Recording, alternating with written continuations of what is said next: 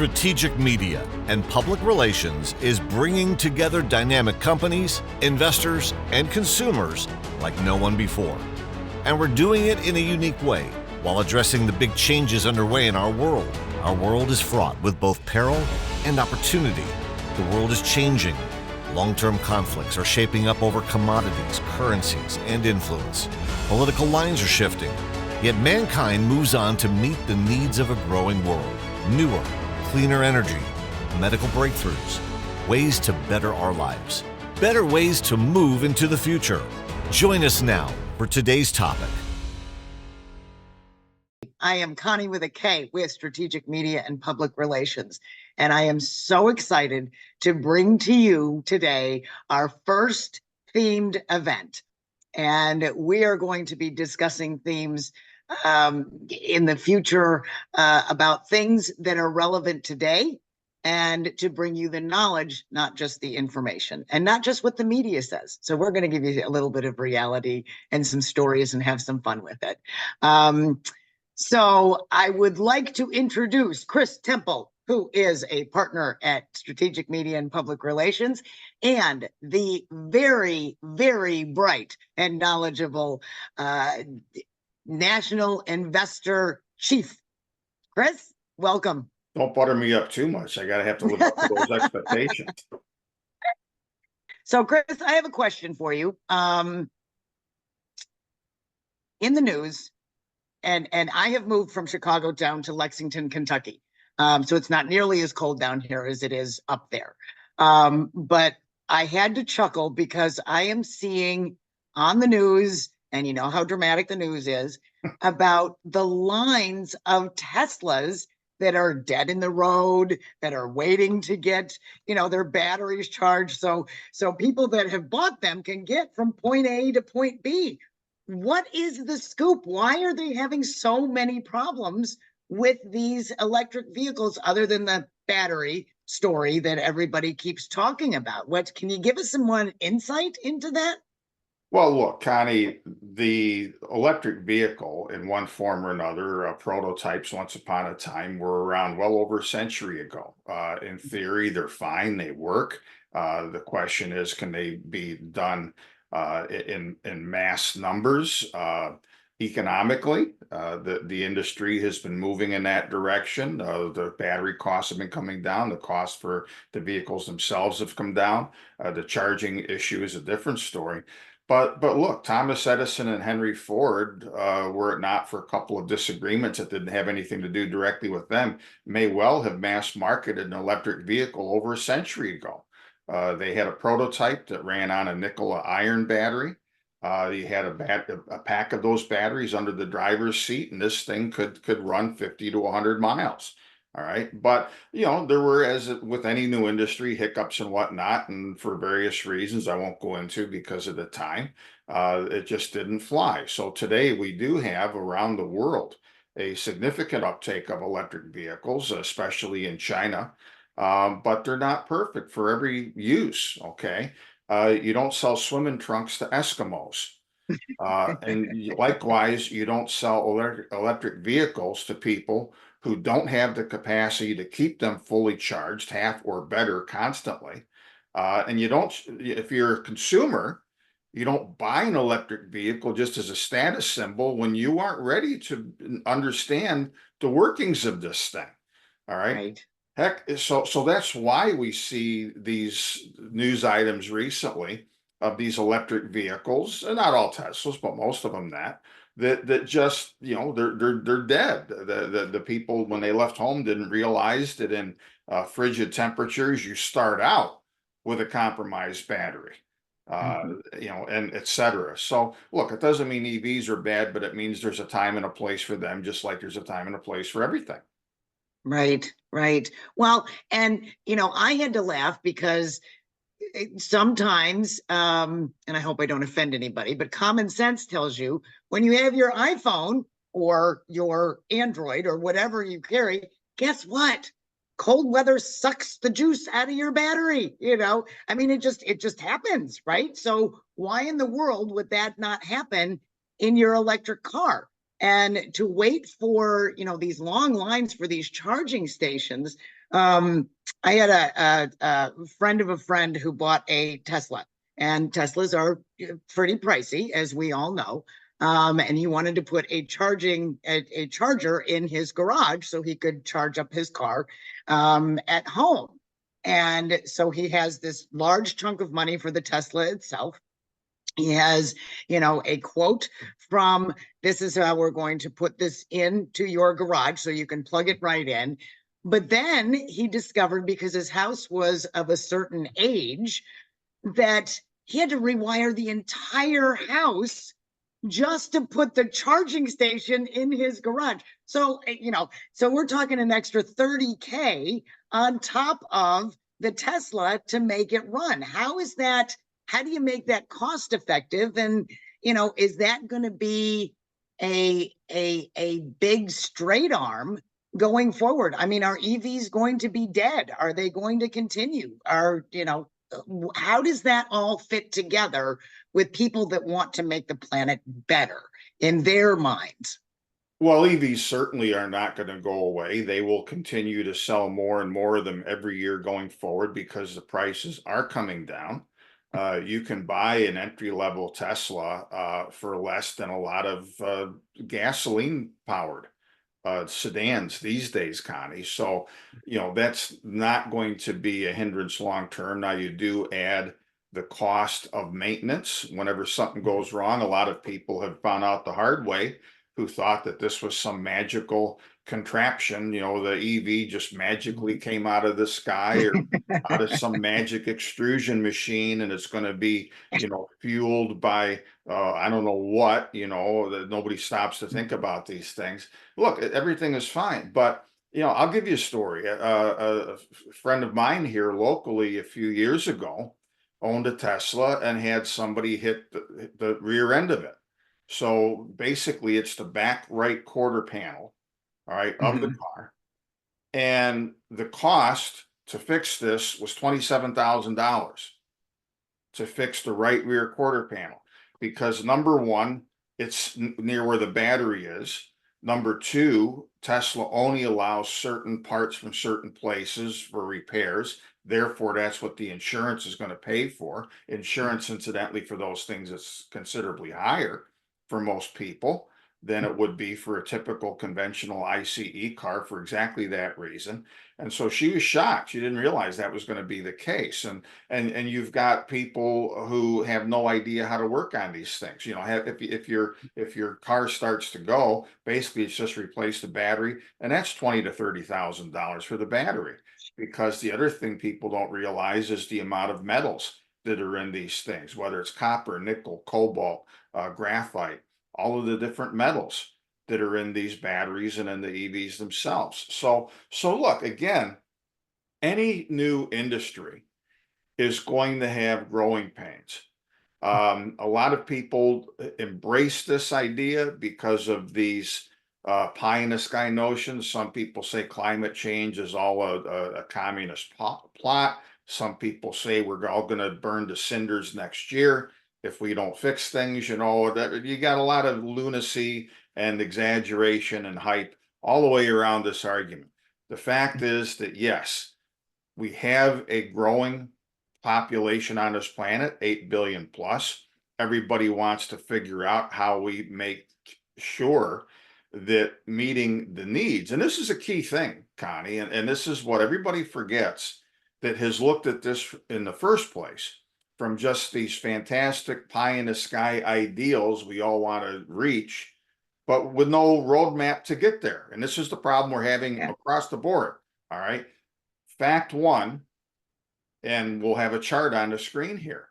Fact one is that globally, the need for energy and electricity of all kinds has only been rising for many, many years. If you look really, really, really close at this one chart, you'll see that lessened only slightly in early 2020.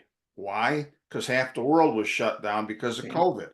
But otherwise, even something like that was just a blip in the long-term trajectory, increasingly upward, of we need more of everything to fuel mankind, transportation, not just that, but electricity for our homes, power grids, everything like that.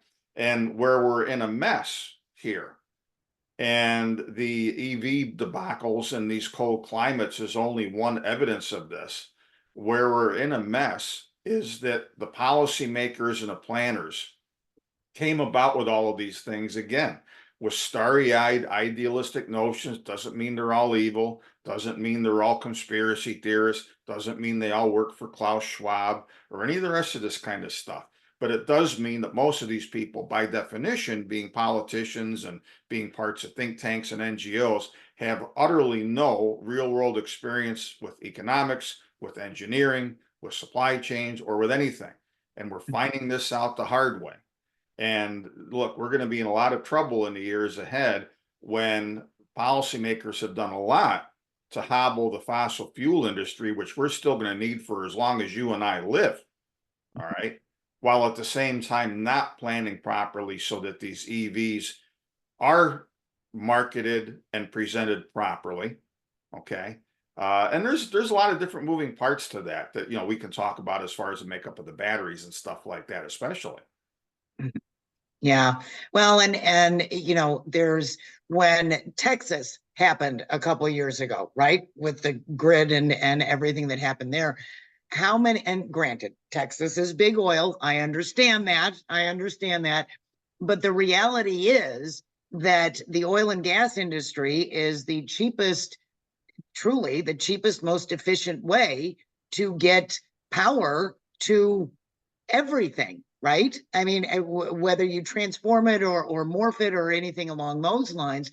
So hopefully what will end up happening is everybody, and as frightening as this may be to some about, the politics of the world and how extreme everything is getting, but if people would get together and just have that conversation about, okay, well, this is good for the planet and this is good for the planet, but this can be this, dealing with the egos and the first on the blocks and the green planet and not having the knowledge to make those informed decisions. I mean, how do people find real solid knowledge about what is truly best for our energy, how we're growing and moving forward? Well, they don't, Connie, because of a complete failure of leadership. I have many times told the story of a speech that Marcy Kaptur gave on the floor of the House of Representatives a number of years ago.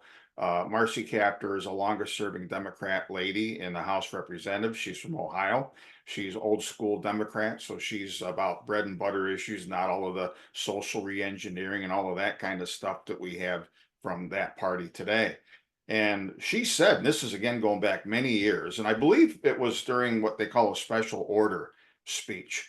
And this is, when the work of the House is done for the day, everybody kind of gets in line and gets in a queue, and you can talk for, I think it's up to 5 minutes about whatever you want to talk about. The Little League team that won the district championship in your district, the heartbreak of psoriasis, a new bridge, or whatever. Okay. Okay. In her case, her hobby horse that day was something a whole lot more serious. And what she said essentially, and this is quite a few years back, I want to say 20 plus years ago, I heard her give this speech. And she said that the US of A is in serious long-term jeopardy of our economy ultimately breaking down because of a failure to plan for where our energy is going to come from 20, 50, and 100 years from now. And she said, we need something no less serious than the Marshall Plan at the end of the Second World War to rebuild Europe, no less serious than the space program, which led to the U.S. having the first man on the moon, et cetera. Okay. And that has never happened in all these years. The Democrats get in charge. They're backed by environmentalists and the far left and those that are against extractive industries. They want to shut everything down. Okay. Like we're all going to travel around on horseback or walk from here to there. Republicans get in and it's drill baby drill without any regard for conservation, without any regard for the future. Now I'm giving you a quick overly exaggerated stereotype of both sides, okay, to show that there has never been any really serious planning. There was a minor exception to that during Trump's years. The most unsung hero of his administration, in my opinion, was Rick Perry, who ran the Energy Department. Dan Brouillette took over for the remainder of Trump's term after that. And they had an all of the above energy strategy where they said that we need to look at everything, don't rule anything out. There's a place for electric vehicles. There's a place for nuclear power. There's a place to keep oil, gas, and coal. There's a place for solar. There's a place for wind farms. Okay. But reality and economics and engineering and supply chains need to be a part of this.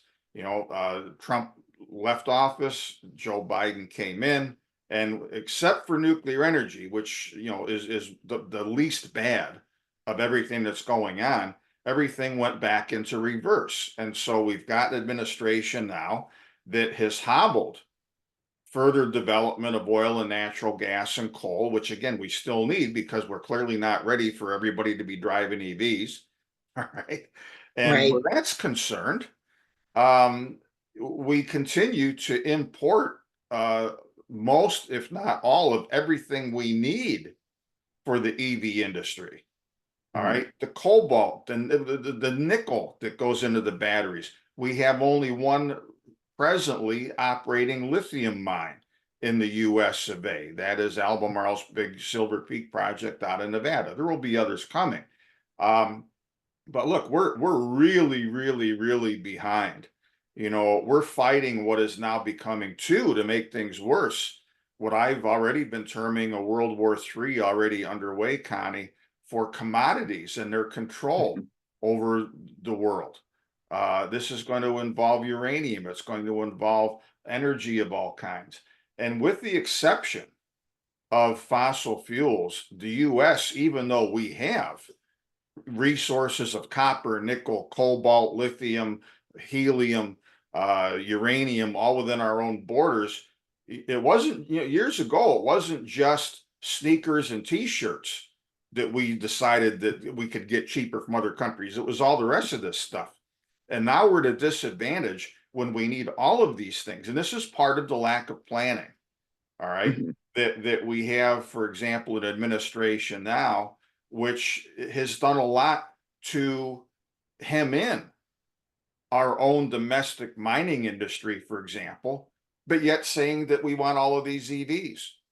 Well, it doesn't happen that way. Okay. You can't tell me, give me this big, beautiful cake, but you can't have flour, you can't have eggs, you can't have milk, you can't have cocoa powder or whatever, but I want my big cake. That's what we're being told right now. And look, we're going to have a rolling energy crisis for years because of the lack of planning across the board on all of this stuff. So as I'm sitting on my couch and out of the corner of my eye, I see Chicago and all of these, because I'm from Chicago, all of these lines of cars waiting to get plugged in, and all of these people are cold, and all of these things, and then you hear about then the fear stuff takes over. What resources can I, as a regular consumer, do to help save the planet, to stay educated on this stuff, and protect my family in my home? How is to your point earlier about combinations, but what can Konni do today to either educate myself so I make better decisions, or just do something a little different here or there? Do you have any advice for us regular people?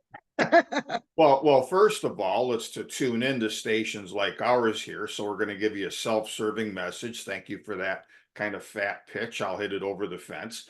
Make sure if you're not already on our list, folks, you get on our list. But just use common sense. Like a lot of the people that bought these Teslas for whatever reason in Chicago clearly did not.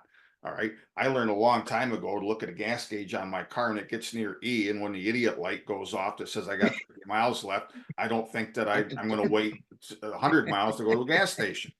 Okay? Right.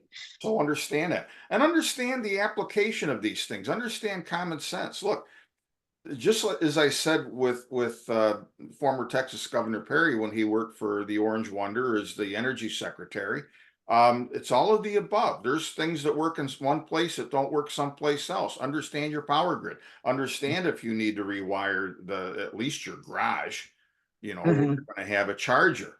Understand the climate that you're in. Understand what your needs are for your car. Now, the friend of mine I mentioned earlier who had that huge bill, she never had a problem charging because she had a charger in her home, and her transportation patterns and habits were not such that she was really ever in risk of running out of juice, especially being down here in the South. Okay. Mhm. Now, you don't sell swimming trunks to Eskimos, at least not to most of them. All right. Right. You don't sell an EV to somebody in a harsh northern climate and get them to expect it in the wintertime it's going to be just the same as it was in the summer. Obviously, it is not. Look, Mhm. there's going to be a lot of changes to this industry in years to come. Battery technology is going to change. I mentioned the anecdote earlier, Connie, of the battery that Thomas Edison, the nickel iron battery that he first came up with. Right now, iron is a potential game changer in our modern battery technology. If you want a high performance but considerably more expensive battery, because you want to be able to travel several hundred miles at a time in your EV, whether it's a Tesla or whatever, then you're going to have a nickel, cobalt, lithium, graphite type mixture. That's the top of the line and also the most expensive. Guess what the most popular battery is in China? It's an LFP battery, a lithium iron phosphate battery that is considerably less expensive with all of the inputs. The lithium is the least of the problems. I mean, the real problem is going to come with higher performance batteries in the years ahead when people understand that, especially here in the US, we do not have the supplies of nickel or cobalt that we're going to be able to realistically get from any place to build all of the EVs on that. So you're going to start to hear about lithium phosphate batteries, lithium iron phosphate batteries. That's the biggest selling battery in China. Also using China as an example, if you live in a decent climate and your commutes are short, you don't need a lot. By all means, as the prices come down for the batteries and everything else, get an EV. Okay. Mhm. But understand that they're not the be all and end all, that there are climate reasons, there are logistical reasons, there are reasons over your personal driving habits that you may never get rid of your car with an internal combustion engine. Look, over the years, they have become far more efficient. I remember, growing up in the 60s and 70s, the gas guzzlers that got 10 miles a gallon. Now I've got a really nice high performance juiced up V6 Mitsubishi Outlander, small SUV, powerful enough to drag around my aluminum boat like it's not even there.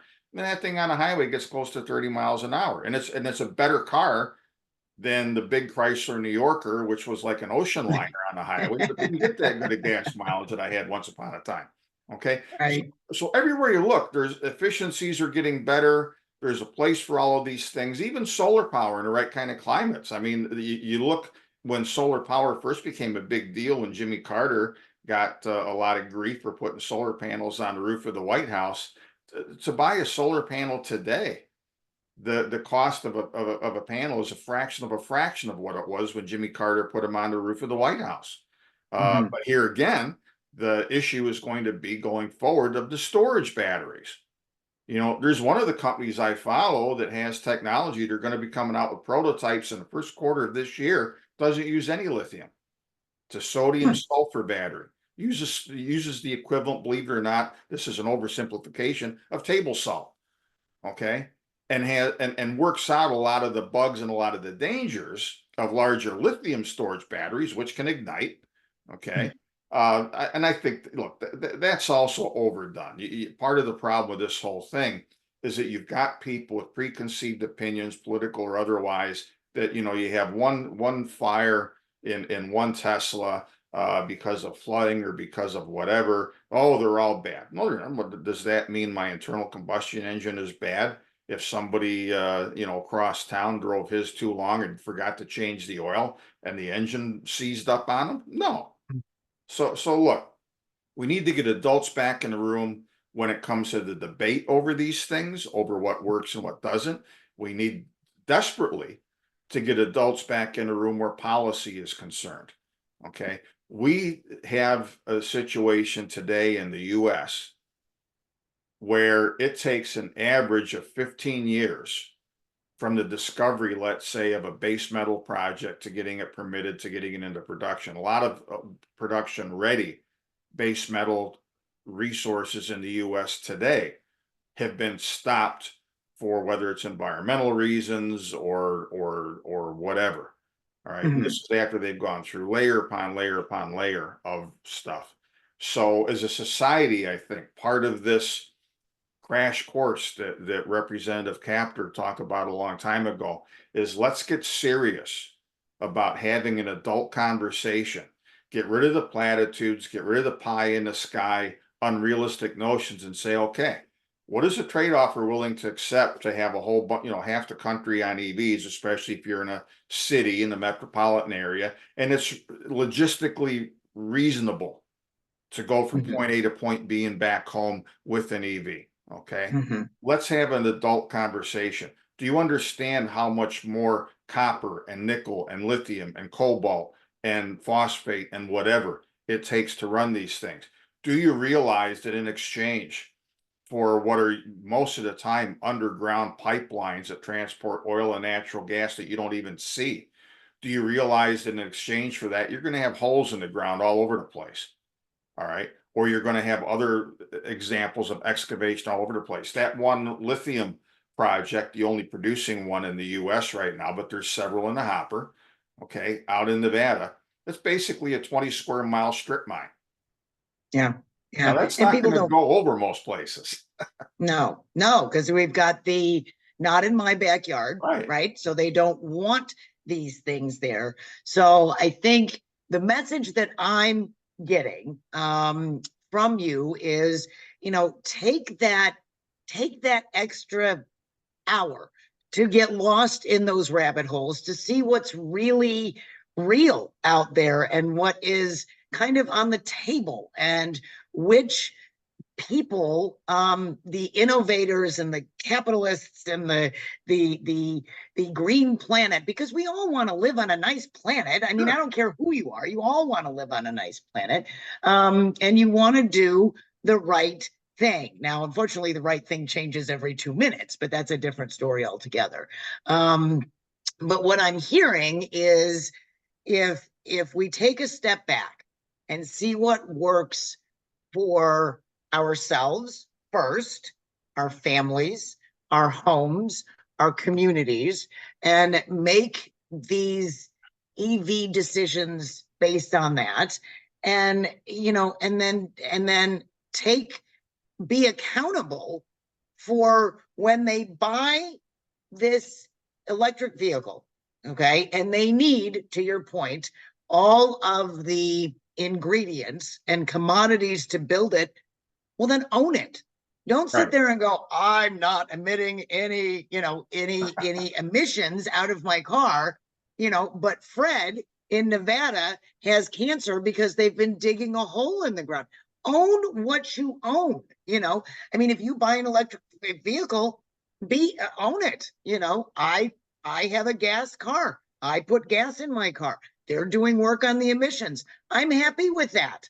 I don't own a diesel, because I don't like the way it smells, but that's a different story. But own all of it. If everybody would own all of it, we could make some real progress to do what needs to be done to solve the problems that are rapidly approaching us within our planet. Well, I think that's right, Konni, and I think a lot of that does involve conservation. It does involve, because we're such, especially in the US, we have been conditioned, because there's such a need on the part of the banking and political system to have us all as uber consumers. We have in the US a little bit less than 5% of the world's population. We consume almost 25% of the overall energy on the planet every single day.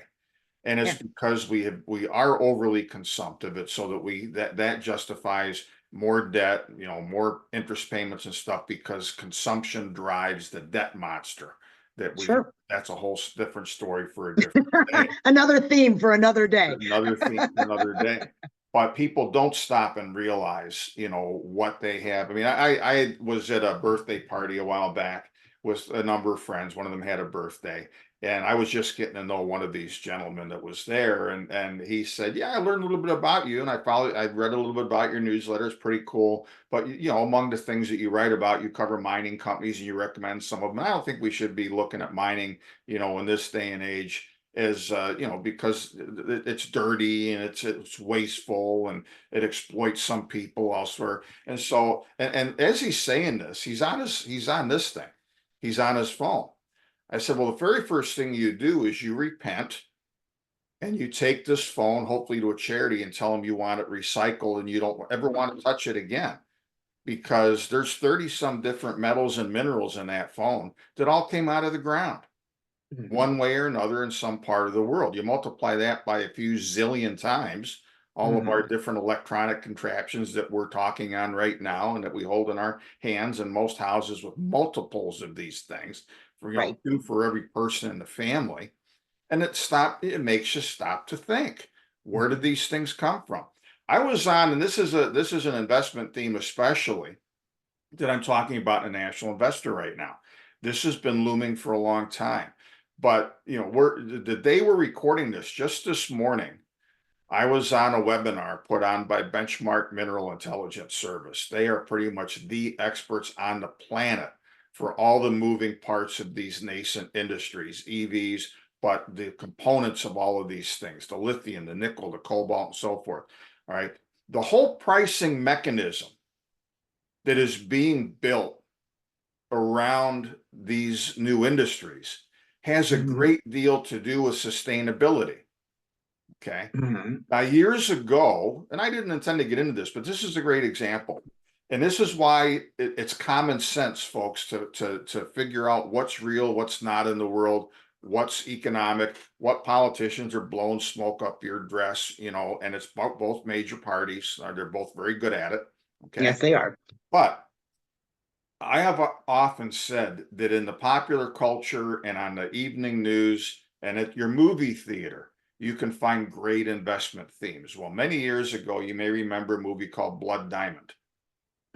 Leonardo DiCaprio was in it, one of his earlier movies. It was all about how the illicit diamond trade was being used in parts of Africa to fund intertribal warfare, sometimes against governments and things like that. And so people are trying to figure out, how do we get away from that? How do we stop the market for these diamonds in the first place, or at least slow it down?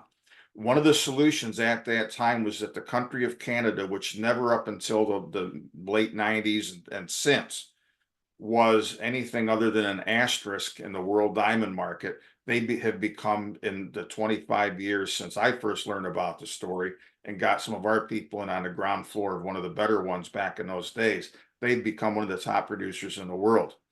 Further, they came up with what was called the Kimberley process, named for Kimberley, British Columbia, to show how you can microscopically put a tattoo on a diamond, and that diamond, when it gets to a jeweler, carries a premium price. And if you're really environmentally and culturally and socially and whatever conscious, you won't even think about buying a diamond unless it has that certification. Guess what? That is already coming it's already here with these things. Another company you and I both know, they sell all of their concentrates from their family started silver and copper mine in Mexico. Samsung buys them all. Why? Because Samsung wants to be able to say, okay, yes, we had to get some of these metals out of the earth, but here's where they came from. We know this company, we know how they pay and treat their employees, et cetera, et cetera. Now lithium pricing, all this other pricing is going to be based on where does it come from. All right. And if these people get their way, and there's already in the European Union regulations enacted that after I think it's 2028, they will not import or allow battery makers in the EU to import nickel from Indonesia because of a whole laundry list of environmental, waste, human rights, and lots of other reasons. Okay, that shuts off 50% of the nickel on the planet presently, if that is stopped. So this is why these things are so important to understand. It goes way beyond your EV not starting because of the coal. Right. And it It's makes you cold. think about all these other things. Okay, where did this come from? Maybe you really do need sensibly put together ingredients before you get that big cake. And so not only, Connie, is this what we're going to face in the years to come with what we drive, but our whole energy mix, our whole power grid. We may be about to lose enriched uranium from Russia, Yeah. which has threatened more than once to cut off shipments before the US says we're going to outlaw them by 2028. Well, why are they going to wait until 2028? Maybe they won't, because we still Right. spend $1 billion, I think it's a year, on enriched uranium because we gave that up too, along with the sneakers and the t-shirts production and all of these other metals. We absconded. We had the only modern uranium and nuclear energy industry in the world in the immediate aftermath of the Second World War. We threw that all away too. And now we're scrambling to get it back before, 20% of our power grid goes down because we don't have the enriched uranium for it. So Right. look, this is a mess. It's one that is going to cause a lot more angst. I mean, the first round of what I have called the new energy crisis came the summer before last, when we saw record prices for gasoline in the US and we had that huge spike in natural gas prices. Those are going to come back inevitably, but along with that, we're going to face the loss or the curtailed supplies of a whole lot of other things. And in addition to that, the increased costs for all of these things for as long as we need to continue importing them or can import them.